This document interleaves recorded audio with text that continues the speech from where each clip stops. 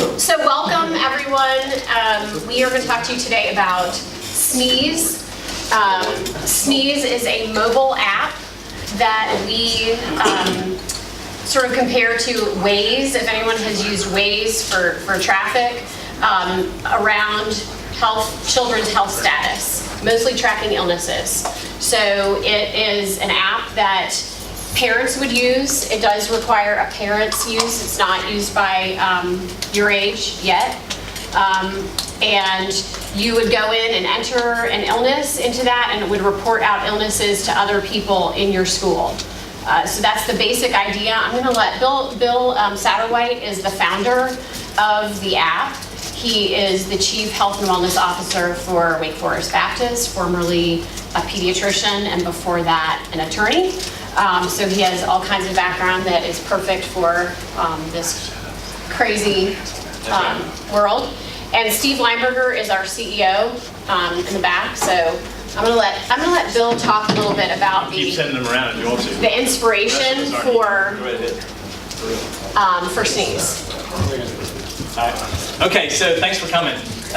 So here's really where the idea came from in my own head, and that was in 2012. I was seeing lots of sick children, just one after the other, and I thought it would be so helpful if I actually knew what was going around, not just sort of vaguely, globally, but if I really knew what was in the school where that particular child right in front of me was attending. Because so many times things will go through a particular classroom or school, and so it's very helpful for me to know that, because then I can know, all right, is strep going around, is flu going around, is just some stomach bug going around and everybody's throwing up? That's very helpful to know. That might guide me on doing certain things. It also might guide me on not doing certain things, because it's just going to be so obvious on its face. At the same time, I also knew that parents were calling my pediatric office asking the same types of questions. So some of your mothers have probably done that. Oh, my child's sick. He just threw up this morning? Is that going around, right? Because the parents are trying to get information and figure out, do I actually need to bring my child in or not? Or is really it going around and everyone knows it, so we're just going to hang on a few days, right? And most things, if you were to really track illnesses and how it moves, it does tend to move in waves. So you might notice this even in school where you are.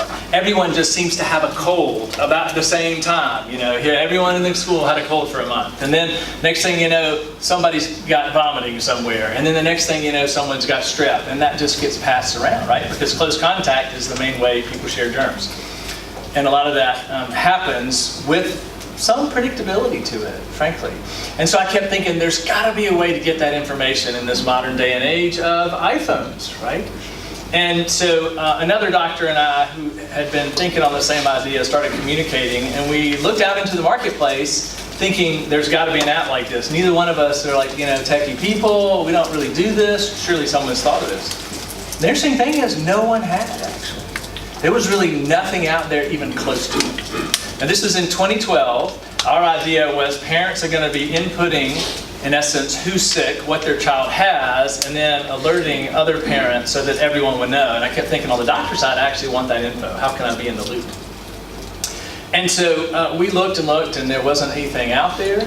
And then we bounced the idea off various people from 2012, 2013, and most people were like, crowdsourcing, we don't get that, we're not doing that, whatever, right? There was not a lot of interest in that. Then fast forward to 2015, and all of a sudden, the use of apps continues to grow, and crowdsourcing continues to be common. So in reality, there are tons of crowdsourcing things, right? Facebook, basically crowdsourcing. You provide the content. Instagram, same thing. What a great product, right? They don't have to deliver anything. Everyone gives them all the content that gets shared. Waze, same idea.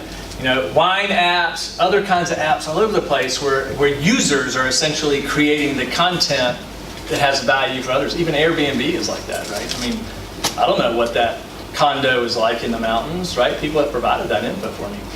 So by 2015, I happened to have a conversation with a developer at this conference I was at, and he goes, that is a really good idea. Wow, someone other than me thinks it's a good idea. That's, +1, right? And then And then as that seemed to get rolling, I brought other people in, like Steve, who's a phenomenal business person. And he goes, this is actually a really good idea. And I'm like, hey, check 2, right? And then Stacy, who's got a deep background in marketing, he goes, oh man, why didn't I think of that? This is a great idea. So I thought, wow, these people who actually know something think it's a good idea. And so from there, we then said, okay, how can we bring together a team? How can we gather some funds? How can we put together an app? And how can we launch that, even just kind of right here where we are, where we sort of know people, where it wouldn't take a lot of energy, and where we could just use both our connections and also our limited resources to high effect. And so that's actually what we did last fall, about this time. Roughly a year ago, we said, let's try this, just kind of in a few schools, let's meet with some parents, get their feedback, and sort of begin the process of pushing this boat off the dock and say, all right, let's get sailing and see what happens, right? So let me pause right there. Yeah, so what we did from there, and just to give you guys an understanding of the sort of pain points for why would someone even want to use this app, right? Because you're like, well, what do I care if my parents, parents, families are telling each other who's sick? And by the way, that's all anonymous. So it just reports that an illness has been reported in a grade. It doesn't say who's sick, who has lice, that it's all anonymous and aggregated data.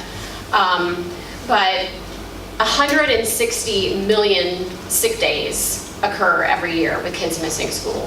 126 million parent work days are missed to care for those children. An average child has 8 to 12 illnesses. They could, that could be anything from the common cold to flu to lice, but 8 to 12 illnesses per illness season. So that's kind of October to April. So, this is something that people really, it affects the economy, it affects school absenteeism, and so, that was what kind of drove us to realize that there was value in the marketplace for this.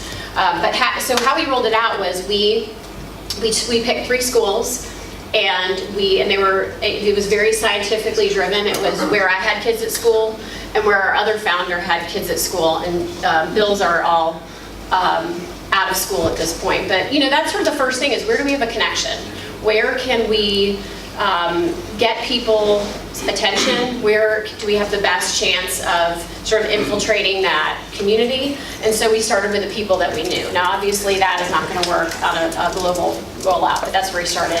And we just invited people to come hear about the app, and we incented them to then go share it with others. And what we found was, after about 4 months, we actually had achieved about 25% penetration in those schools. So we had a user density of 25%, meaning 25% of the families in those schools were using and sharing the app.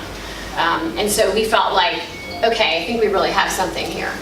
And the thing about crowdsourcing, one of the things we'll talk about later as we talk about challenges, is that there's a ramp-up period, right? So if you're the only one from the crowd that's joined, it's sort of not that exciting. You're not getting that much value out of it, because you need other people to be sharing that data in a community in order to get something out of it. So if you're the only person on Facebook and no one's liking and no one's responding and no one's sharing, that's not much fun. Same thing with Airbnb. It doesn't really work if no one's inputting. So, getting that user density in communities, it's much more important to have 100 users at one school than 1 user at 100 schools.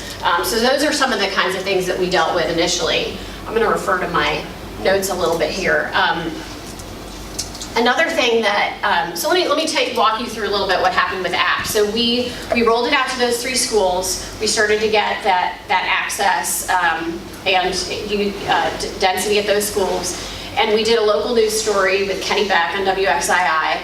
And we were kind of growing like this, not wildly virally, but definitely people were passing it along, and other schools were coming on, because a parent might have children at multiple schools, and they would populate a few kids at that school, and then more people would hear about it. And then we had our media story just here in Winston-Salem, and we got a big jump of people who downloaded the app, not only in Winston, but also in Greensboro. So it's very responsive to the media. It's, the sort of early adopter people downloaded it right away and said, what is this? And then our approach from a marketing perspective was to try to see where we had the pockets of most density around those sort of one-off downloads and see if we could get those people. We actually directly approached them through email and said, would you want to be an ambassador? We see you know, you're an early adopter of technology, and we would like, you know, to know if you'd like to help us get the word out about this. And so some people accepted that offer and helped us grow the population at their school. We were kind of trucking along through December, and then in January, we had one morning we woke up and there were all of these emails coming in from different places around the country saying, I'm having a problem with your app. It came into our customer service email, which is basically an email that just goes to like Bill and Steve and me. And the customer service department. We are the also. customer service department.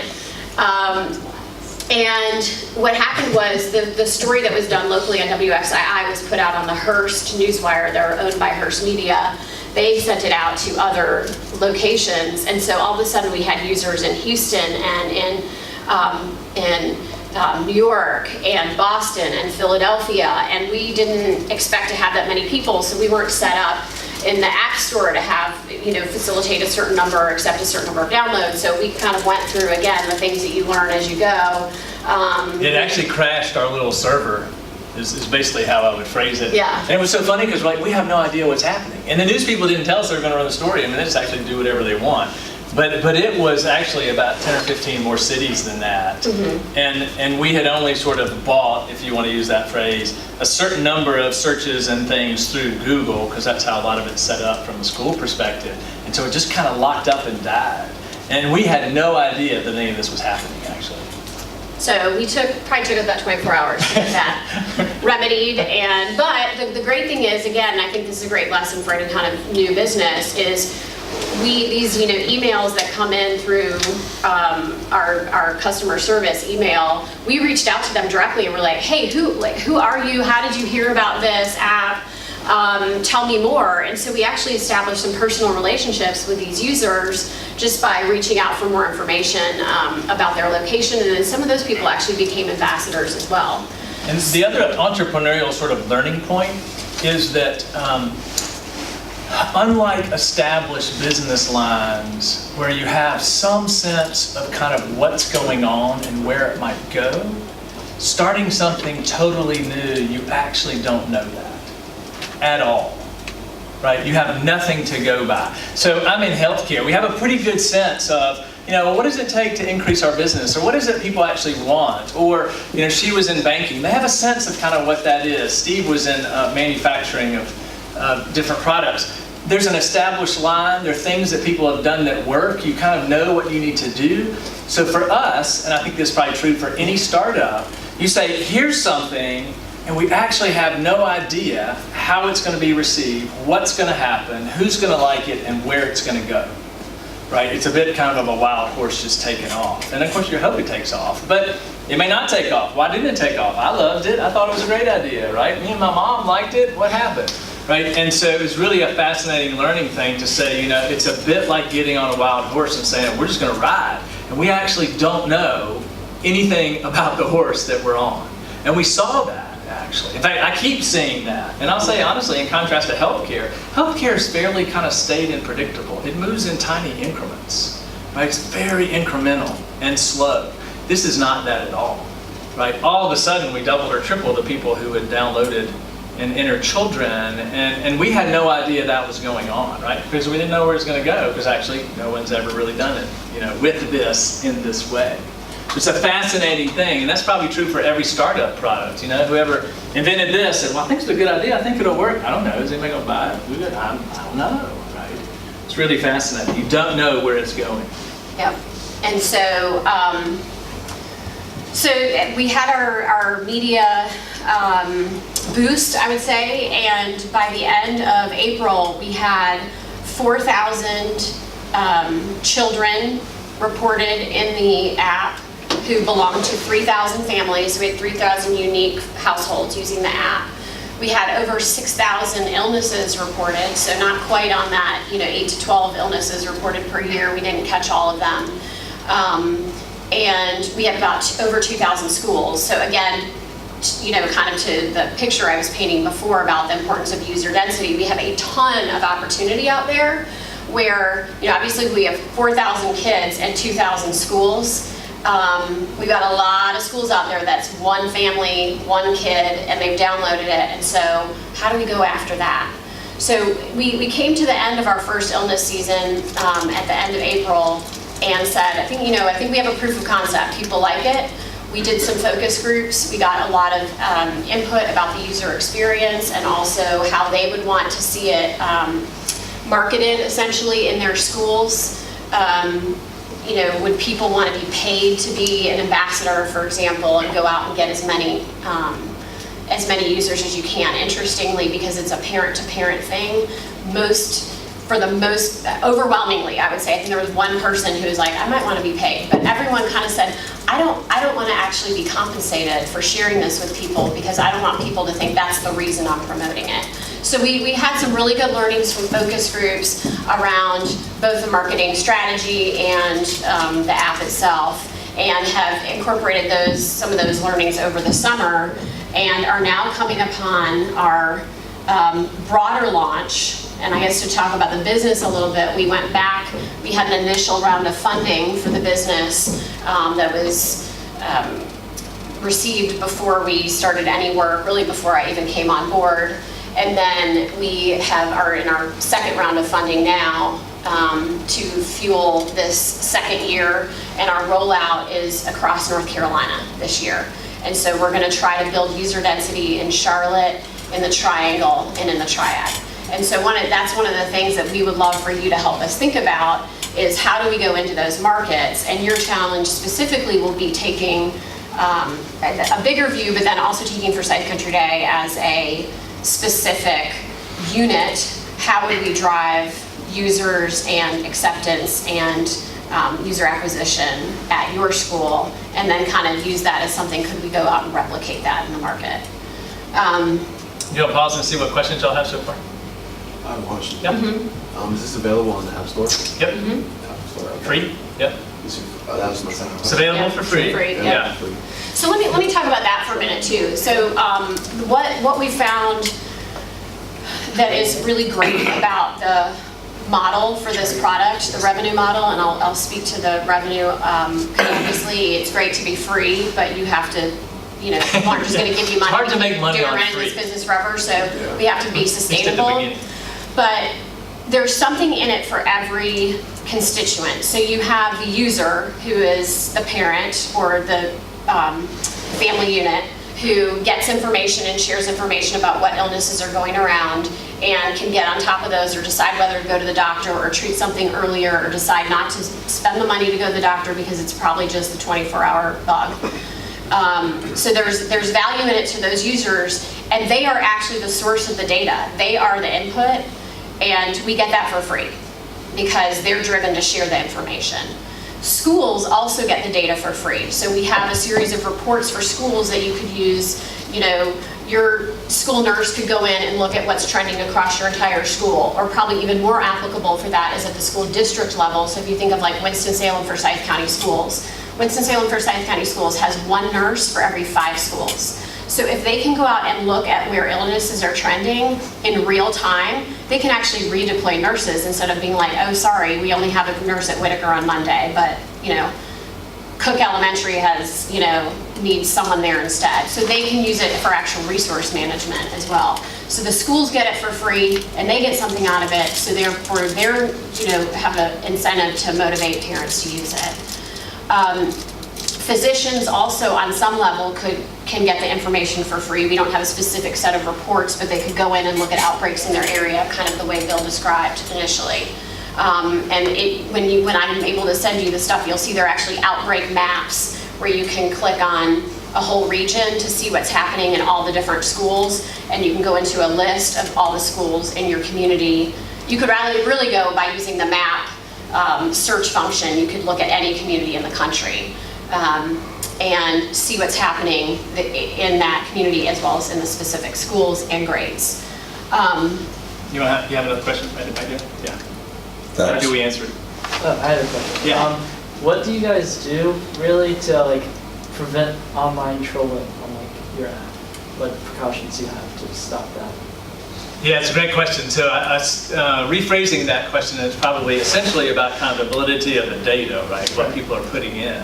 Yeah, it's a great question because that's always one of the issues with anything crowdsourced. So for example, if you look at a review on Airbnb, how do you know that's actually really real, right?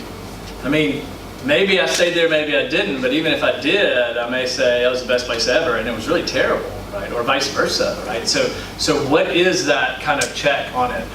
I would first start by saying, in general, most people have a sense of sort of social consciousness of doing the right thing. So most of the time, most people do the right thing. So Waze, for example, people are not, very rarely, reporting accidents that aren't there or policemen that aren't there, right? People are like, well, why did you do that? That kind of ruins it for everybody else. Now, that's possible, and Waze and other folks have encountered that kind of thing before, where people were putting in false data in their neighborhood to keep folks from driving down their street. You know, you put in a wreck on Monday, you got Tuesday, you got Wednesday, you got Thursday, because we want to keep everyone out.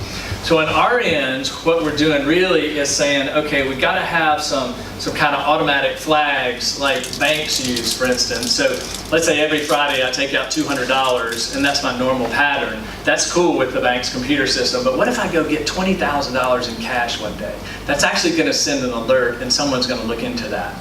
So we're working on the same kind of thing to say, all right, average people in America have 2.1 children. Maybe we'll let people put in 3. If you get more than 5, we may go pause button. Is somebody trying to game the system? What are they doing? And then same for the number of illnesses, right? So even though it may be the average for a 6-year-old to have something every month of the year, you know, of the illness season, if somebody's putting in tons of symptoms, we go, whoa, time out. I mean, do they have everything, right? You know? And then likewise, same idea with timing of things. So if all of you said, you know what, we're going to get 10 of our friends, we're all going to say we have the flu so we can shut down the school, we go, whoa, you know, because then everybody will be on their phone like, Ray said, 1, 2, 3, enter your stuff, right? We go, either this is like a deadly outbreak or people are gaming it and we're going to hit the pause button, so that we can actually delay whether that's going to go out. But you're totally right. So crowdsourcing is shifty in that sense. It really is. I mean, it's a great question. Yeah, and it's important because the sort of, we started to talk a little bit about what's the sustainability, and the revenue model ultimately is to then take this data. You've got all these users who have are either providing input or get something out of seeing the data between physicians, schools, and users. We want to sell that data to ultimately to the Walgreens of the world, or to the Johnson & Johnson, the manufacturers, either for, I think the biggest opportunity is really to drive their marketing decisions and even their supply chain, what to be, how much of a drug's to produce based on years past, what the illness has been. There's nothing out there right now that is real-time reporting. So we talked to someone who actually was with Johnson & Johnson, or he was with, I think it was Johnson & Johnson, and said that, you know, they can make their advertising buys 24 hours prior to actually putting that in the TV market. So if you have a slush fund for advertising and you know that there's a flu outbreak in Charlotte versus the Triad, you know, you maybe in your budget have money dedicated to the state of North Carolina or to this region, but you can actually say, I'm going to put all my flu-like symptom treatment medicine, you know, advertising in that Charlotte market because of the outbreak. So they can make much more informed decisions about how to use their investments from a marketing perspective. Yeah, what other questions do y'all have? Yeah. Do you just have an app, or do you also have like a website? Good question. Good question. Right now, it is just an app. The reports that we're developing for schools and potentially physicians and some of those, ultimately, like the retailers and the commercial side would all be web-based. So they're obviously not going to look at reports on their phones. So here would be the helpful question from me to you. Why do you ask? Well, like I know that not everyone has like a smartphone, but like most people do, but some people don't. And if they wanted to use it to get information for their kids and stuff, they could. Yeah. So you see it as important as having more than one outlet in that sense. Yeah, good That's question. a good question. We're going to add on to what Satch asked. If I got it right, correct me if I'm wrong, like you actually like read every post before you actually approve it. What's going on? Does that work? Well, so we actually don't have right now open posting. So you Not from a comment perspective. right. Oh, I feel terrible, I have 28 bumps on my whole body, not like free text, kind of. And the rest of it then is all automated essentially by a computer program. Yeah. But because of that, you can create stops in there that actually pause something. But so right now, and this was, I guess we didn't go over this part of it, but when you enter an illness or symptom, it is from a drop-down menu that you select things that we have already,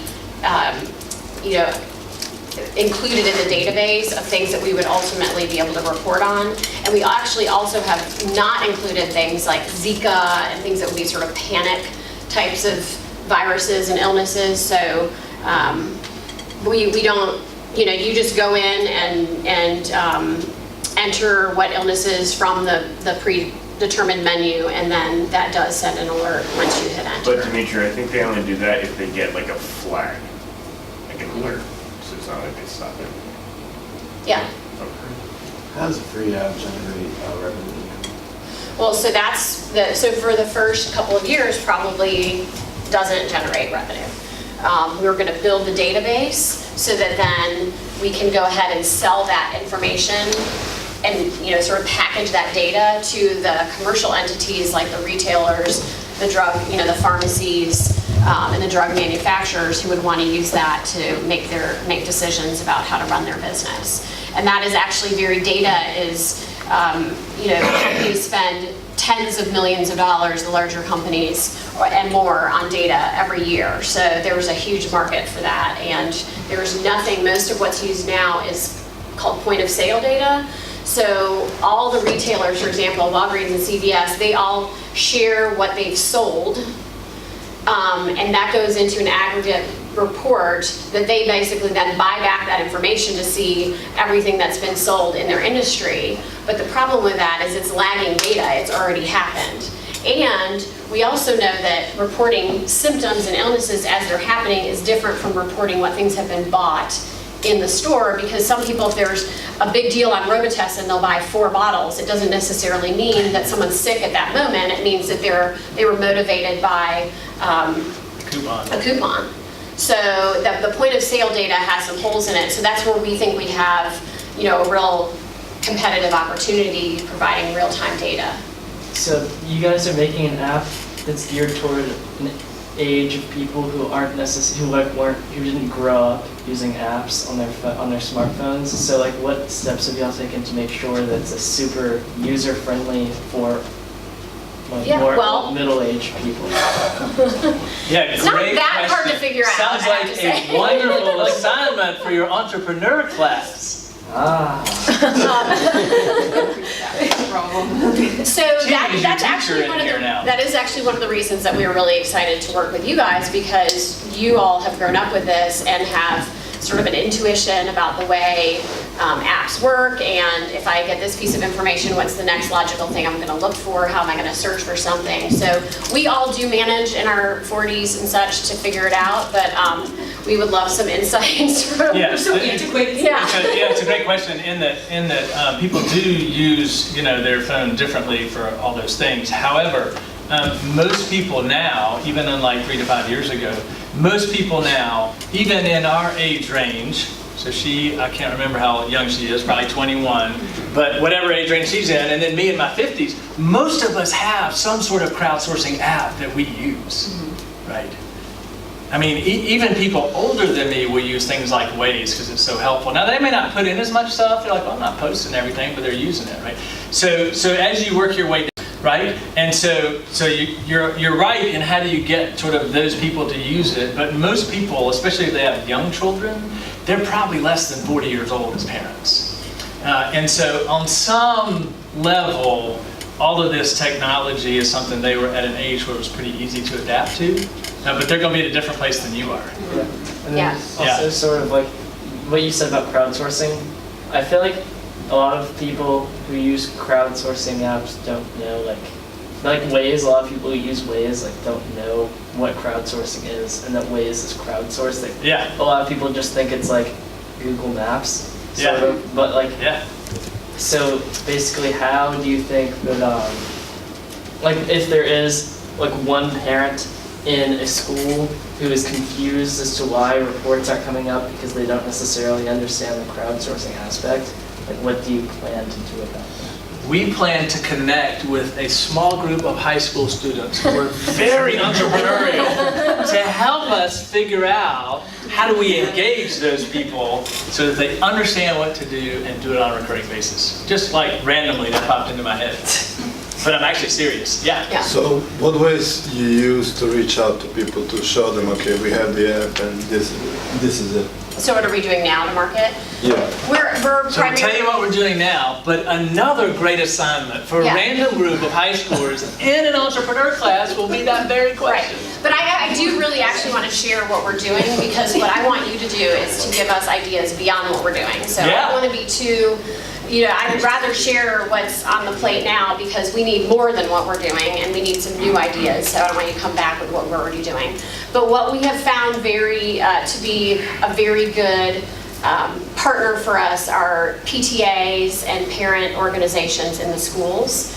They're very, very motivated to keep their kids healthy. The people who are involved in the PTA are usually the most sort of passionate parents, the most involved at the school, the leaders at that school. And so we are partnering with different PTAs, and that is a very strong network within a school district, at the state level, and even at the national level. There's a natural network that we can work through to get the word out. And again, we're kind of focusing on going region by region, so that the way the PTAs are set up actually works very well for our approach to rolling it out. Then when we get some user density at some schools, we can go in and look at where that's happening by zip code and other criteria, and then sort of fuel that further with social media. There's a huge social media opportunity. We don't have a giant budget to be going out and paying for advertising to be on social media, so we are also trying to generate organic content on our Facebook page and interest there. And then another channel for marketing is through the school administrations, the school nurses, the other people who are, care about the health of their school. But it's really been mostly using those existing structures versus going out and trying to do, Super Bowl ads, which would be great. Yeah, we're not doing that. So how many of you have some kind of crowdsourced app? Raise your hand. How many of you use Waze? I'm curious at your age. So just one? All right, so back to crowdsource. How many of y'all have some kind of crowdsourcing app? Come on, raise your hands. It's early in the morning, but your arms still work. Okay, so how did you hear about that app? From other people who Yeah, use it. other people. That's the way I got everyone that I have. Absolutely, other people said, "Oh, this is the coolest app ever. You ought to use it." And I go, "Okay, well, that's really helpful." Or it turns into one of those apps on my phone that I never use. I was like, "Oh, that was pretty cool," but now I'm not using it, right? But it's mostly other people. And so what we try to do is figure out how do we increase awareness so somebody out there downloads the app, and then you go, "Man, this thing's awesome," and you tell her, and then she tells her, and then you tell, and all of a sudden it just kind of spreads, right? So part of that is having a really cool user interface that people like to use and gravitate toward, and that is one of the things that we would love. And then have something intrinsically valuable to the user, right? So that's real key. And then also, what does y'all's ratio look like between downloads and active daily users? Great question. That is a great question, and we had about 20% of our users using it on a weekly basis. So that is something first of all, it's hard given what I told you about the fact that we have 4,000 children at 2,000 schools. So if you think about that, the value of the app is driven by more people at that school, more people in the community using the app. So to increase user engagement is it's all about user acquisition so that we have a user base, and then engagement is the next important thing. So we're looking for ideas on how to grow that. Yeah, and some of that, the deepest engagement has been where we are, because we were able to know people and tell people and not get it going. A lot of that, probably half of that number, was after the giant news blast, Yeah. which basically told us there's a lot of sort of inherent interest in it, right? People saw it on TV and go, oh, I want to try that, right? Then the question is, how do you push that out and everyone tell 10 friends? Okay. And, all right, so we got the 5 minutes signal here. Was there one other question? Did somebody's hand go up? Okay. What I wanted to go through just is a little bit about what the challenge is to you, and I'll send you more information. I'm going to go through, first of all, the challenges. Some of them we've already touched on for Sneez as an app. Slip out. We'll see y'all Some of the drink. things we've already talked about.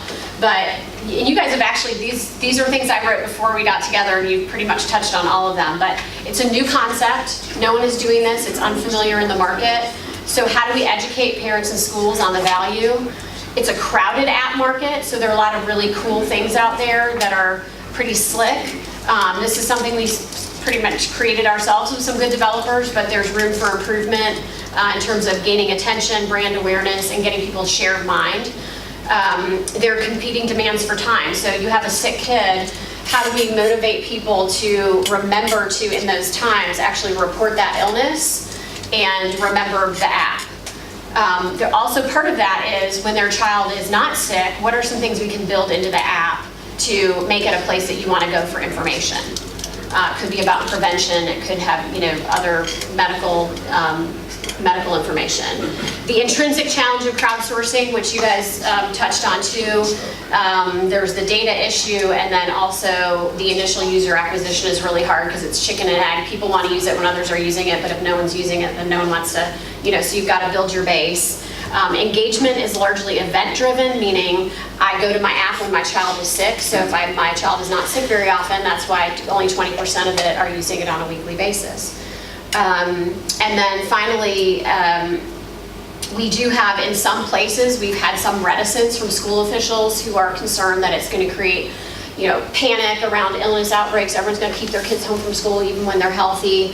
Can crowdsourcing really be trusted? How do we know people aren't just going in and putting the stuff in? So how do we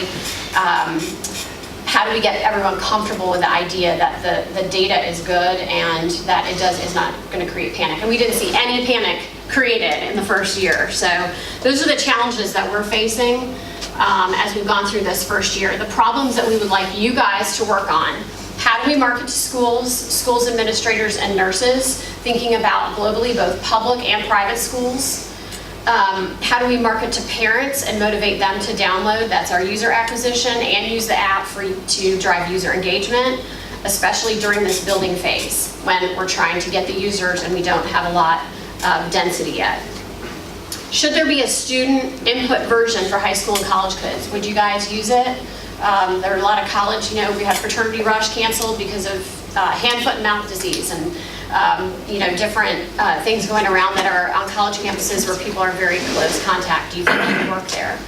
How does Sneez remain relevant? This was a big one for us during school breaks, holidays, summers. And how do we avoid losing people's interest when they're out of school? What enhancements should be made to the user interface to make it better? And then we're going to put in the bonus question around this. What should be some anti-tampering things we should think about? What should be things that would flag this doesn't look right? And so you guys can use your high school criminal minds to say what people would go in to do and make it seem like there's an outbreak. So that's what we want you to work on for the next 4 weeks. And I don't know if there are any further questions, but I think we're kind of at the end of our time. Time for one more question if anyone has it. Okay. Cool. Well, I'll send the slide. We kind of got off track anyway, so there's a lot more in here than what we talked about. So, great. Thank you. Thank you very much.